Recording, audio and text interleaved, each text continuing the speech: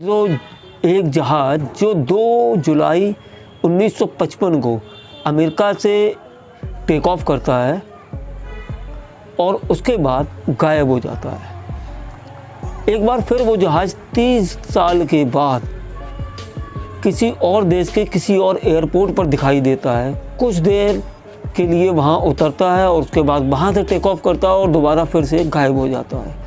तब से लेकर आज तक उस जहाज़ का कहीं कोई अता पता। तो आखिर ये चमत्कार हुए कैसे थे? इन जहाज़ों के साथ क्या था? क्या ये कोई हादसा था या टाइम ट्रैवल था या फिर ये एक सोची समझी साजिश थी?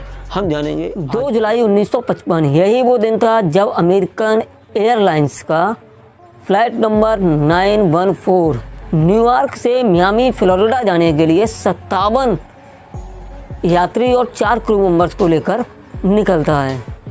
लेकिन हवा में जाने के कुछ ही देर बाद ये जहाज़ ख़राब मौसम का शिकार होता है।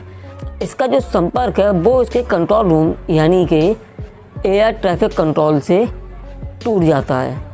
यहाँ से संपर्क टूटने के बाद ये जहाज़ पूरी तरह से लापता हो जाता है और कभी किसी को नहीं मिलता। यानी कि अमेरिकन सरकार भी इस जहाज़ को ढूंढने की काफ़ी कोशिश करती है मगर ये जहाज़ उन्हें भी नहीं मिलता है। धीरे धीरे बात आई गई हो जाती है, लोग इस चीज़ को भूल जाते हैं पूरी तरह से।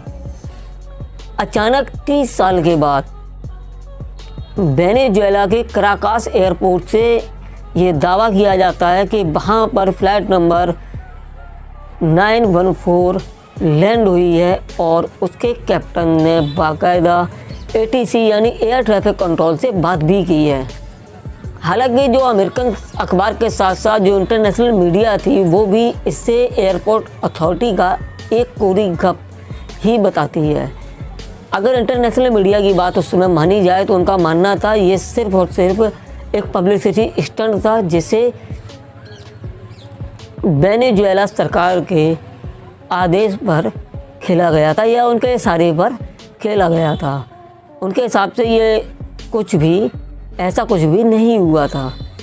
दरअसल हुआ क्या था दोस्तों कि 9 मार्च 1985 को वेनेजुएला के कराकास एयरपोर्ट पर एक फ़्लाइट एंटर होती है।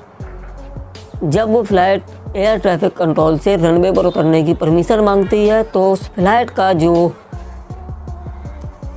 पायलट होता है वो उन्हें बताता है कि ये फ़्लाइट नंबर 914 है जो न्यूयॉर्क से मियामी के लिए निकली थी।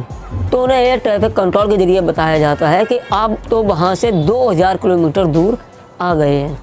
लेकिन इसके बावजूद एयर ट्रैफिक कंट्रोल ने उन्हें उतरने की परमिशन देता है।